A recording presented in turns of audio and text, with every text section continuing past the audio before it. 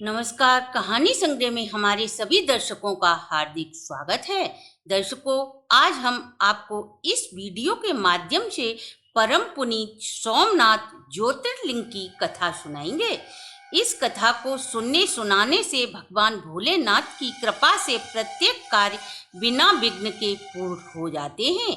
कथा सुनने से पहले अगर आपने हमारे चैनल को सब्सक्राइब नहीं किया तो प्लीज जल्दी से सब्सक्राइब कर लीजिए तथा वीडियो को लाइक और शेयर जरूर करें। संपूर्ण जानकारी के लिए हमारे वीडियो को अंत तक जरूर देखें।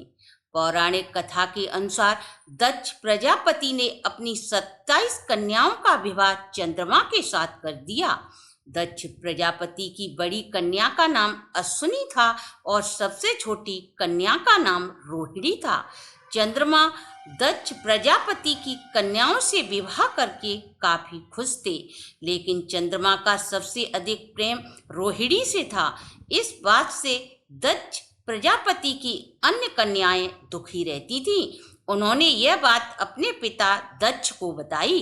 अपनी कन्या के दुख को सुनकर दक्ष ने चंद्रमा को अपने पास बुलाया और चंद्रमा को समझाया, हे चंद्रदेव, आपका जन्म उत्तम कुल में हुआ है, अतः आपका व्यवहार सभी पत्नियों के प्रति समान होना चाहिए। यह आपको शोभा नहीं देता है। दक्ष चंद्रदेव को काफी समझाते हैं, लेकिन दक्ष की बातों का चंद्रदेव पर कोई असर नहीं पड़ता और चंद्रदेव ने दक्ष की बातों को अनसुना करते हुए उनका लगाव रोहिणी की तरफ पहले से भी अधिक हो जाता है।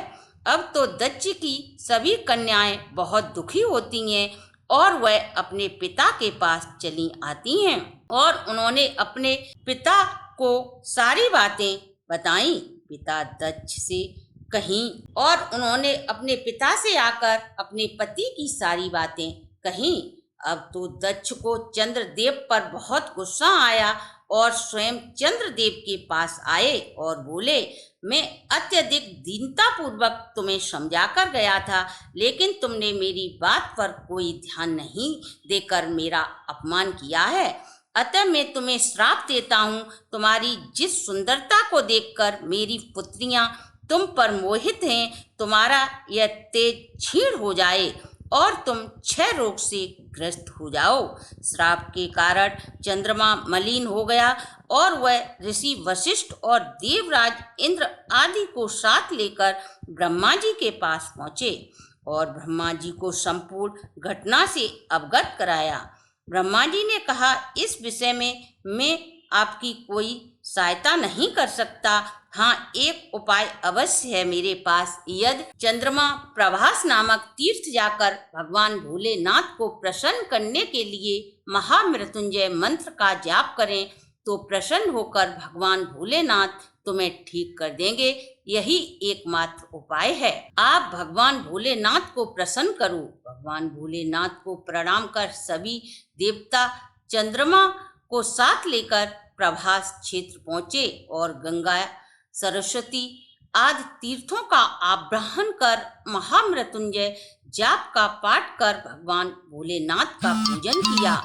तब आसन पर बैठकर चंद्रमा ने 10 करोड़ बार महामृत्युंजय मंत्र का जाप कर भगवान भोलेनाथ की स्तुति की। चंद्रदेव की आराधना सुनकर भगवान भोलेनाथ प्रसन्न हुए और प्रभास तीर्थ पहुंचकर चंद्रदेव को दर्शन दिए और बोले, मैं आपके जप तप से प्रसन्न हूँ, तुम अपना मन चाहा वर मांग सकते हो। भगवान भोलेनाथ के वचन को सुनकर चंद्रमा बोले, महादेव, यदि आप मुझसे प्रसन्न हैं तो आप मेरे रोग दूर कर मेरा कष्ट दूर करें। तब भोलेनाथ बोले, हे चंद्रदेव, दक्ष के इस शाप को पूर्ण रूप से तो नहीं दूर किया जा सकता, किंतु मैं इतना कर सकता हूँ। कृष्ण पक्ष के 15 दिन तुम्हारी कलाएं प्रतिदिन घटती रहेंगी और शुक्ल पक्ष में ये कलाएं पुनः बढ़कर पूर्णमासी को पूर्ण रूप से तुम स्वस्थ हो जाओगे। यह सुनकर चंद्रदेव और अन्य देवता काफी खुश हुए और भगवान भोलेनाथ से प्रार्थना की कि आप माँ पार्वती के साथ इसी स्थान पर निवास करें। देवताओं की प्रार्थना सुन भगवान भोलेनाथ पार्वती सहित वहीं विराजे। तभी से वह पवित्र स्थान सोमनाथ ज्योतिर्लिंग के नाम से प्रसिद्ध हो गया। देवताओं ने वहां एक कुंड भी बनवाया जिसका नाम चंद्र कुंड के नाम से प्रसिद्ध है। इस कुंड में स्नान मात्र से सभी मनुष्य के समस्त प्रकार के रोग दूर हो जाते हैं। जो भी मनुष्य भक्ति भाव से सोमनाथ ज्योतिर्लिंग की इस कथा का श्रवण करता है उसे इस पवित्र स्थान के दर्शन का फल प्राप्त होता है और सभी प्रकार के ऐश्वर्य की प्राप्ति होती है। सभी भक्त प्रेम से बोलें भगवान भोलेनाथ की जय।